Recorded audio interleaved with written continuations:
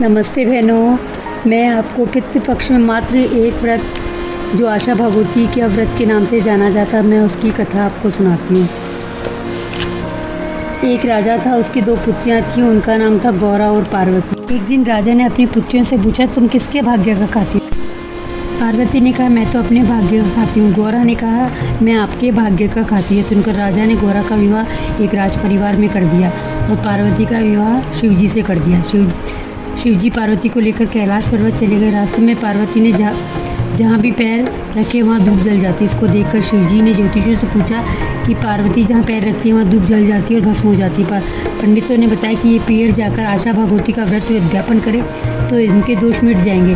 पंडितों के बताए अनुसार शिवजी और पार्वती जी अच्छे वस्त्र आभूषण पहनकर पार्वती जी को लेकर उनके पीहर चले गए। रास्ते में उन्होंने देखा कि एक रानी के बच्चा होने वाला।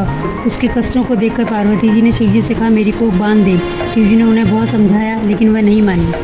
तो आगे गए तो देखा एक घोड़ी के बच्चा होने वाला था। उसका कष्ट देखकर पार्वती फिर जिद करने लगी कि मेरी को बांध दे।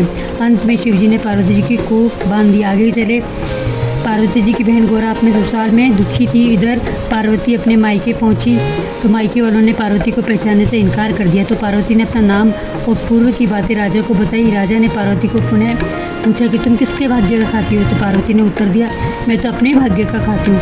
ऐसा कहकर पार्वती अपनी भाभियों के पास चली गई और अपनी भाभियों को आशा भगवती का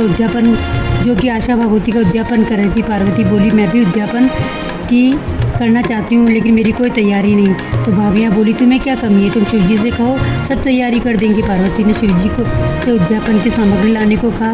तब शिवजी ने अंगूठी देते हुए कहा कि इससे जो भी मांगोगी वह तुम्हें मिल जाएगा। पार्वती ने उस अंगूठी से उद्यापन की सामग्री मांगी।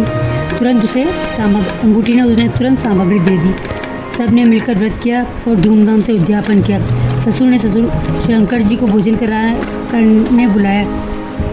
भोजन में अनेक मिठाइयाँ खाने को दी। देखकर सब कहने लगे, पार्वती को भिखारी के साथ ब्याह दिया, परंतु वह तो अपने भाग्य से राज कर रही है।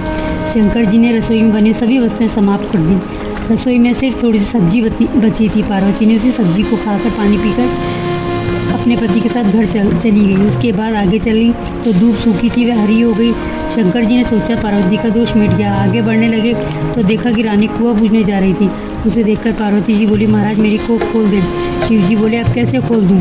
पार्वती जी हट पकड़ ली कि मेरी को खोले, नहीं तो मैं यहीं प्राण त्याग दूंगी। पार्वती की हट देखकर शिव जी ने पार्वती की महल से गणेश बनाए। पार्वती जी ने बहुत से नेकचार करके कुआं पूजन किया। पार्वती जी बोली, मैं तो सुहाग बांटूंगी।